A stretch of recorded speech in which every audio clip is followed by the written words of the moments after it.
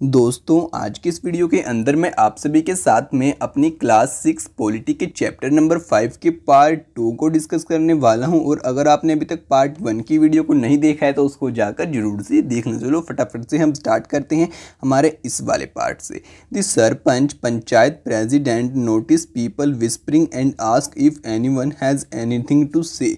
तभी क्या होता है, हमने आपको पता है कल एक स्टोरी डिस्कस की थी कि भाई जो आपकी ग्राम सभा है वो एक काम करती है, एक लिस्ट को वहाँ पे बीपीएल लिस्ट को यानी कि आपकी बिलो पॉवर्टी लाइन गरीबी रेखा से नीचे वाली लिस्ट को बनाने की कोशिश करते हैं कि हमारे गांव के अंदर कौन कौन लोग ऐसे हैं। तभी लोग क्या करते हैं, आपके फुसफुसाना वहाँ पे स्टार्ट करते हैं। वो कहते हैं कि भाई जो बिरजू है आपका, उसका नाम इसके अंदर क्यों है, उसके पास तो बहुत सारी भूमि है कृषि करने के लिए, जबकि जो ओम प्रकाश है उसका नाम यहाँ पे नहीं दे रखा।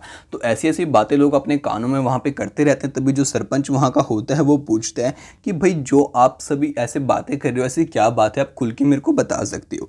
Saroj try to provoke Surajmal to ask about Natwar and Birju but keeps quiet. तभी क्या होता है कि जो आपका सरोज है उसको बोलता है बार बार सूरजमल को कि भाई आप बोलो कि जो नटवर और बिरजू हैं उनको भी इसके अंदर नहीं होना चाहिए लिस्ट के अंदर। बट आपके वो जो सूरजमल था वो चुप रह जाता है, यहाँ पे कुछ भी नहीं बोलता। क्यों नहीं बोलता? क्योंकि उसको किसका डर था? अमीर चंद का डर था। अब ये बात आपको तभी समझ में आएगी तब आप कल की वीडियो को पक्का ध्यान से देखेंगे। अमीर चंद is seating in the gram सभा keeping an I on everyone. और जो आपका अमीर चंद वहाँ पे ग्राम सभा के अंदर बैठा हुआ हर किसी को ध्यान से देख रहा था। This rose gets up and says that the Om Prakash name should be in the BPL list. तभी क्या होता है कि जो आपका यहाँ पे सरोज है वो खड़ा हो जाता है खुद से, जबकि सूरजमल वहाँ पे खड़ा नहीं होता है। और वो बोलता है कि जो ओम प्रकाश है उसका नाम इस लिस्ट के अंदर ज़रूर होना चाहिए क्योंकि वो बहुत ज़्यादा गरीब है। Others agree that he and his family were very poor. और तभी सभी के सभी लोग उसकी बात से सहमत हो जाते हैं और कहते हैं कि इसका परिवार सच में बहुत ज़्यादा गरीब है। The sarpanch ask how this name had been missed out. तभी सरपंच पूछता है जिन्होंने भी उस लिस्ट के अंदर अपने नाम लिखे थे परिवार के, कि भाई जो आपका ये ओम प्रकाश है इसका नाम इसके अंदर से कैसे छूट गया।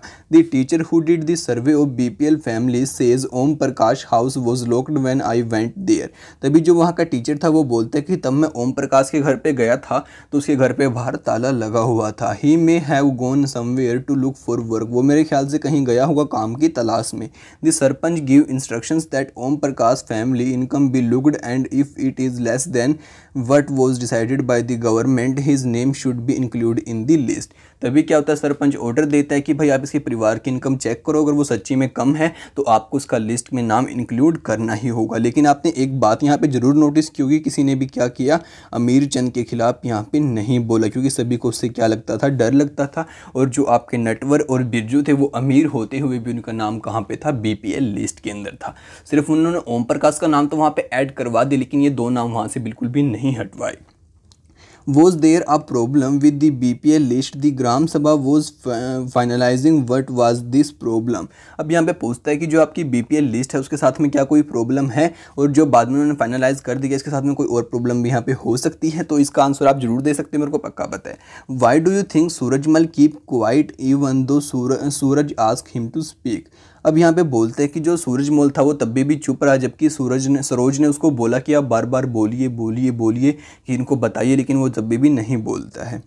Have you seen any similar incidents when people are unable to speak for themselves. Why do you think what happens and what prevent the person from speaking. क्या कभी आपके साथ भी ऐसा हुआ है कि लोग जानते हुए भी सच को बात नहीं बोल पाते, तबकि उनको बहुत बार बोला भी जाता लेकिन वो तब भी नहीं बोलते? अगर ऐसा कुछ हुआ है तो आप इस क्वेश्चन का आंसर जरूर देना, मेरे को नीचे कमेंट करके भी आप जरूर से बता सकते हैं। उसके बाद बोलता है हाउ कैन द ग्राम सभा prevent the panchayat from doing what is like. तो इससे ये बोलता है कि जो आपकी ग्राम सभा है वो कैसे आपकी ग्राम पंचायत को रोक सकती है, जो वो चाहे उसको वो करने से। तो आपको पता है कि जो आपकी ग्राम सभा है उसके अंदर सभी के सभी लोग इंक्लूड होंगे, तबकि जो आपकी ग्राम पंचायत है वहाँ पे सिर्फ गिने चुने लोग ही आपके इंक्लूड होती है। उसके बाद पॉइंट आता है हमारे ग्राम पंचायत को। चलो फटाफट से एक बार इसको भी कवर कर लेते हैं। अब यहाँ पे बोलता है the gram panchayat meets regularly and one of its main task is to implement development programmes for all villages that come under it. अब बताता है कि जो आपकी ग्राम पंचायत है वो रेगुलरली अपनी मीटिंग करती रहती है और उसका एक सबसे मेन काम यही होता है कि जो भी आपके डेवलपमेंट के प्रोग्राम हैं उनको फटाफट से वहाँ पे लागू करने की कोशिश करें। As you have seen the work of the gram panchayat has to be approved by the gram sabha. और ये बात आप यहाँ पे जान ही चुके हैं कि जो आपकी ग्राम पंचायत है इसका काम आपका ग्राम सभा के जरिए जरूर अप्रूव होना चाहिए। इन सम स्टेट्स ग्राम सभा forms committee like construction and development committee. और बहुत सारे स्टेट्स के अंदर क्या होता है कि जो आपकी ग्राम सभा है वो कमेटीज़ बना लेती है, जैसे कि आपकी construction and development committees. This committee include some members of the gram sabha and some from the gram panchayat. और इसके अंदर क्या होते हैं, आपके कुछ मेंबर इंक्लूड हो जाते हैं, कुछ तो ग्राम सभा से, कुछ ग्राम पंचायत से, who work together to carry out specific task, जो कि सिर्फ एक काम को करने के लिए बहुत मतलब कि अलग अलग राय लेके आते हैं और अपनी स्पेशलिटी अपने साथ में लेके आते हैं और दोनों के दोनों किसी स्पेसिफिक काम को वहाँ पे करते हैं। अब ये आपकी एक विलेज की वुमेन थी जो कि आपकी यहाँ पे सरपंच थी, उसके अच्छे काम के लिए उसको यहाँ पे अवार्ड दिया गया। The work of a gram panchayat includes, सबसे पहले बताते हैं कि जो आपकी ग्राम पंचायत है उसके कौन से काम रहते हैं। तो नंबर 1 पर यहाँ पे बोलता है construction and maintenance of water resources, road, drainage, school buildings and the other common property resources. यानी कि उसका क्या काम रहता है कि आपके जो यहाँ पे रोड हो गए, आपके सीवर वगैरह हो गए, स्कूल्स वगैरह हो गई की बिल्डिंग हो गई और भी कुछ प्रॉपर्टी वगैरह हो गई गवर्नमेंट की, उनको अच्छे से मेंटेन करके रखना, उनको अगर वो अच्छे से नहीं बने हैं तो उनको अच्छे से बनवाना। अब दूसरा काम आता है living and collecting local taxes, लोगों से टैक्स इकट्ठा करना और उनके ऊपर टैक्स लगाना जो टैक्स से बचा हुआ है। उसके बाद तीसरा आता है executing government schemes related to the generating employment in the village. और जो हमारी गवर्नमेंट की स्कीम होती है, जैसे किसी को रोजगार देना, तो उन स्कीम को लोगों तक पहुंचाना, उनको बताना। Sources of fund for the panchayat, और जो आपकी पंचायत है वहाँ पर पैसा आपका आता कहाँ से है इन सभी कामों को करने के लिए।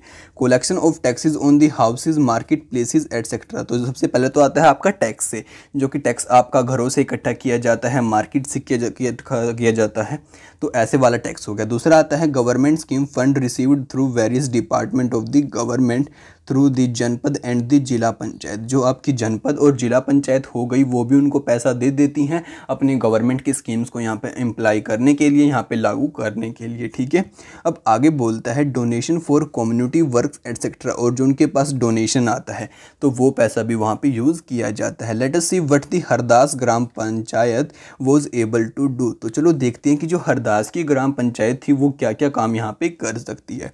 Do you remember the opinion that were suggested to solve the water problem in the gram sabha of Hardas village. क्या आप सभी को वो बातें याद हैं जो वहाँ पे बताई गई थी आपके पानी की बचत करने के लिए। When the Hardas gram panchayat held a meeting this point was brought up again by some of the members. और जब आपकी हरदास मेंबर ये पंचायत अगेन से मिलती है तो ये पॉइंट अगेन से उठाया जाता है कुछ मेंबर्स के जरिए। This meeting was attended by the sarpanch, ward members and the secretary. और इस मीटिंग के अंदर आपके सभी लोग होते हैं, आपके सरपंच भी, साथ में आपके जो पंच थे वार्ड मेंबर वो भी, और साथ में आपका सेक्रेटरी भी जो कि आपका गवर्नमेंट इलेक्ट करती है, अपॉइंट करती है। Gram panchayat members first discuss the suggestion to deepen 2 hand pumps and clean 1 well so the village would not go without water. सबसे पहले तो आपकी जो ग्राम पंचायत वो सलाह मिलाती है कि जो हमारे हैंड पंप हो गए, हमारे कुएं हो गए, इनको थोड़े और गहरे करते हैं, इनकी साफ़ सफाई करते हैं जिससे कि जो हमारा पानी है वो यहाँ पे बना रहे। The sarpanch panchayat president suggest that since the panchayat had received some money for maintenance of hand pump, this could be used for the completion this work। और बोलते हैं कि जो हमें थोड़ी बहुत पैसा मिलेगा उसका हम यूज़ यहाँ पे करेंगे इन सभी कामों को करने के लिए। The member agreed and the secretary recorded their decision। तो सभी के सभी लोग इससे सहमत हो जाते हैं और जब सेक्रेटरी इस बात को अपने पास नोट डाउन कर लेता है। The member then went to discuss the opinion for a long term solution। तभी वहाँ के जो लोग होते हैं आपकी पंचायत के, ग्राम सभा के, वो अपने लॉन्ग टर्म सॉल्यूशन के लिए भी बात करना स्टार्ट कर देती हैं। They were sure that the ग्राम सभा members would ask question at the next meeting. क्योंकि उन्हें पता था कि जो हमारी अगली मीटिंग होगी हमारे ग्राम सभा के मेंबर्स के साथ में वो हमसे क्वेश्चन जरूर करेंगे इस बारे में। Some panch ask whether the watershed programmes would make a substantial difference to the water level. तभी वो क्या करते हैं कि जो हमारा प्रोग्राम है वो कुछ ऐसा होना चाहिए जहाँ पे हम अपने पानी का अच्छा लेवल मेंटेन कर पाएँ। A lot of discuss on followed. जो उन्होंने वहाँ पे डिस्कस बातें की वो यहाँ पे हमारी गिवन है। इन द एंड इट वो decided that the gram panchayat would approach the block development officer. और बाद में उन्होंने इसी बात पर अपना आके मुद्दा ख़त्म कर दिया कि जो हमारी ग्राम पंचायत थी वो ब्लॉक डेवलपमेंट ऑफिसर के पास जाएगी और उससे बात करेगी and get more information on the scheme. और हमारी जो स्कीम थी उससे रिलेटेड और इन्फॉर्मेशन वहाँ से लेगी और फिर उसको वहाँ पे अप्लाई करेगी। What decision were taken by the gram panchayat.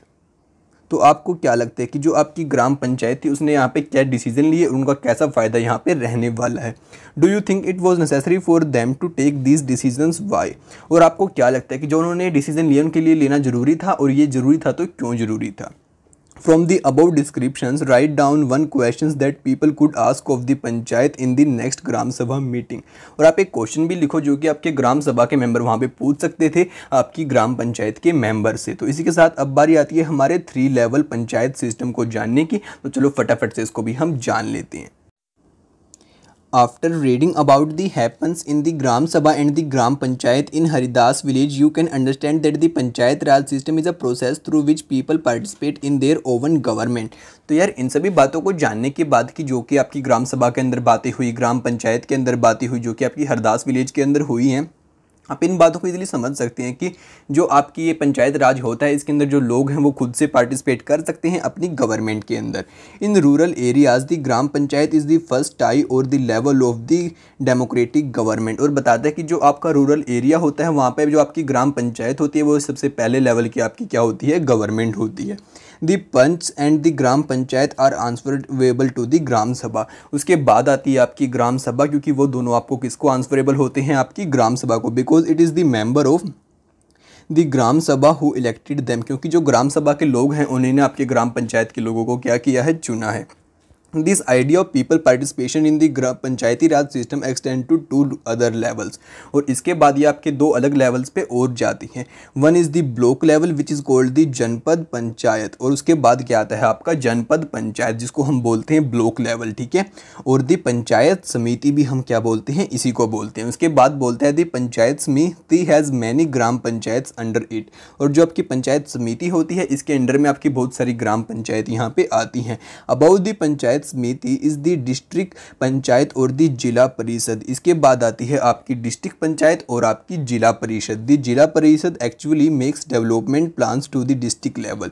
जो आपकी जिला परिषद होती है वो डिस्ट्रिक्ट लेवल यानी कि आपके जिले के लेवल पे क्या करती है, प्लान बनाती है डेवलपमेंट के। With the help of panchayat samiti it's also regulates the money distributions among gram panchayat. और वही डिसाइड करती है जो आपकी मनी को कैसे बांटना है आपकी ग्राम पंचायत के बीच में। Within the guidelines given in the constitutions, each state is the country has its own law with regard to the panchayat. आपके जैसे कॉन्स्टिट्यूशन के अंदर लिखा हुआ है तो हर एक स्टेट के अंदर आपके पास खुद की राइट है, खुद के आपने उसकी इच्छा है कि उसको कैसे अपने यहाँ पे जो पंचायत होती है उनको कैसे बनाना है, उनके साथ कैसे वर्क करना है। The idea is to provide more and more space for people to participate and raise their voice. उसके बाद बोलते हैं कि जो यहाँ पे आइडिया निकल के आता है और इससे पता चलता है कि आपके बहुत ज़्यादा स्पेस मिल पाता है कि जो जिससे कि लोग अपनी बातों को हमारी सरकार को बता पाए और सरकार उनके पास पहुँच के उनकी दिक्कतों को सोल्व कर पाए।